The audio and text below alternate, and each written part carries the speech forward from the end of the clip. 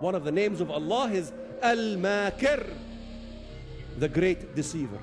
Al-Jabbar, the oppressor. Al-Mumit, the one who causes death.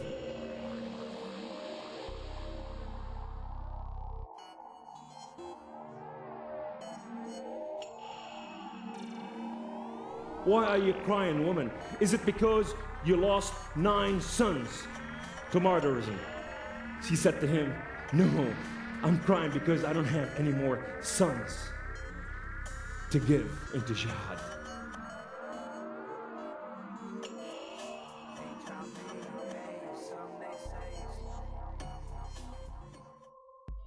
Islam, my friends, is not merely a religion. Islam, my friends, is a political movement. Islam, my friends, is a Sharia law.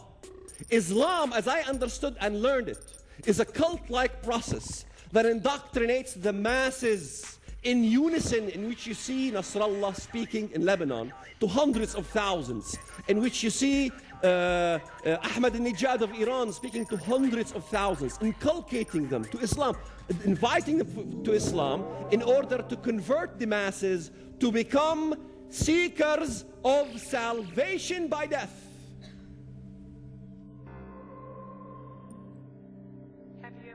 He excommunicated. In Islam, that means first, if I'm married or to be married, a divorce paper will be issued. Second, I will disappear civically. No papers, no documents, nothing at all. Third, my family will inherit me even if I'm still alive. Fourth, 3 days, if I does come back a Muslim, I'll be killed. Then she shared with me her life story. I said, ma'am, do you have any children? She said, I got 2 daughters in the IDF, Israeli Defense Forces. I said, ma'am, how do you feel about your daughters killing Arabs? I mean, after all, you Jews want to kill Arabs. She began to weep and to sob. I even had to take my handkerchief. And I says, why are you crying? She says, by God, we love Arabs. We don't want any Arabs to die. I would hate it if my daughters killed any Arabs in battle.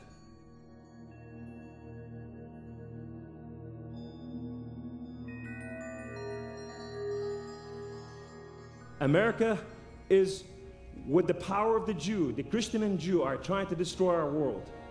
This is what we were taught. At 6 years old, I had a dream. In my dream, it was the best dream I had when I was a child. I saw myself dressed in white shorts. I sat on a white horse. In my right arm, there was a double-edged sword. In my left arm, there were double-edged sword. That day, I sat on that white horse, and the day of Islam came about. And the Christian and Jews stood in formation. And as they stood in formation, I took off forward with my sword in my arm. And when the elite started coming at me, only to take their head off, and their head were falling at the feet of Allah. That day, I moved into the enemy line.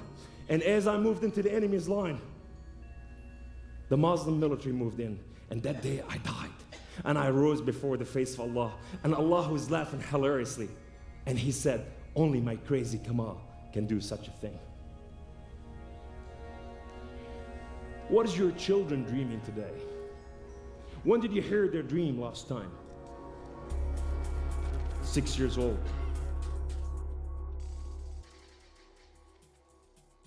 And I'm walking through this alley and I notice it's dark. They stoned the light, and I said, why they are so stupid to stone the lights? And in the middle of the alley in the dark, a shout came in, and the guy, I turned to see a slim guy attacking me with a dagger. Me, the professional in daggers fighting, we call it white weapon fighting, attacked by only a slim guy with a knife. That's a joke. Grabbed him, threw him to the side. Here comes the other guy. Both of them are really slim, and both of them are not really professional in knife fighting, which I am. So I decided to play with them cat and mouse till they get tired and leave. In the middle of the fight, here comes turn, turn. Why should I turn? Turn. My enemy is right in front of me. Why should I turn? Finally, I decided to obey the sound. I turned to see a flash coming down. I hit it. It was too late. It penetrated right under my nose, split my gum. Get mad. I broke the elbow of the first guy, the jaw of the second guy. Then my body went into what we call it wound remission. Your body would refuse to obey you anymore. So because of the blood and the shock of the wound.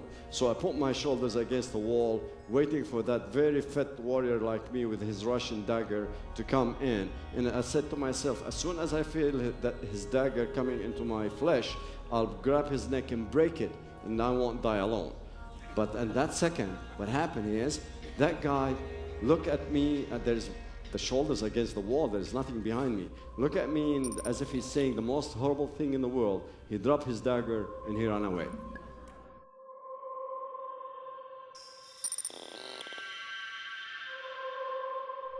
Nobody ever reads in America about the church of Smyrna and what happened to Smyrna, to the Christians, who killed hundreds of thousands of Christians and cut the heads off, and the heads were floating all over the waters. The Christians of Smyrna ran to the dock, pleading to the Americans, pleading to the European ships, help us.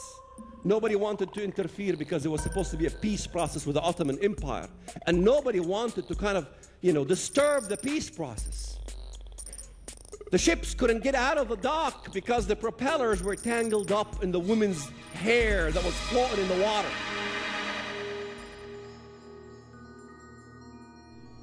Why are these people not allowed to live amongst us?